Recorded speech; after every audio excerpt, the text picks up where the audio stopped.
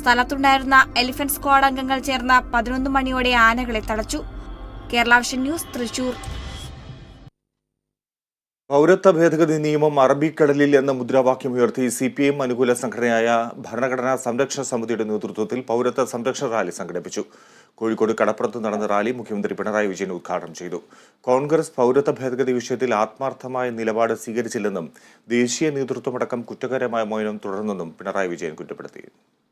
ന്യൂനപക്ഷ വിഭാഗങ്ങളുടെ വിശ്വാസമാർജിക്കുക എന്ന ലക്ഷ്യത്തോടെ സംഘടിപ്പിച്ച പൗരത്വ സംരക്ഷണ റാലിയിൽ കോൺഗ്രസിനെയും കേന്ദ്ര സർക്കാരിനെയും രൂക്ഷമായ ഭാഷയിലാണ് മുഖ്യമന്ത്രി പിണറായി വിജയൻ വിമർശിച്ചത്. ഒരു രാജ്യവും അഭയാർത്ഥി കുടിയേറ്റത്തെ മതാടിസ്ഥാനത്തിൽ വേർതിരിക്കാറില്ല. ലോകരാഷ്ട്രങ്ങളുടെ മുന്നിൽ കുറ്റക്കാരായി മാറുന്നത് ഈയൊരു വേർതിരിവ് കൊണ്ടുവരുന്നതിൻ്റെ ഭാഗമായാണ്. ഈ പൗരത്വ ഭേദഗതി നിയമത്തിനെതിരെ ഐക്യരാഷ്ട്രസഭയ്ക്ക് പരസ്യമായി രംഗത്ത് വരേണ്ടി വന്നത്. ആംനസ്റ്റി ഇൻ്റർനാഷണലിന് പരസ്യമായി ഇതിനോട് വിയോജിപ്പ് രേഖപ്പെടുത്തേണ്ടി വന്നു. ഇടതുപക്ഷത്തിന് പൗരത്വ വിഷയത്തിൽ ഒളിച്ചുകളിയൊന്നുമില്ലെന്നും ശക്തമായ പോരാട്ടം നടത്താൻ LDF സർക്കാർ മുന്നിലുണ്ടാകുമെന്നും മുഖ്യമന്ത്രി കൂട്ടിച്ചേർത്തു.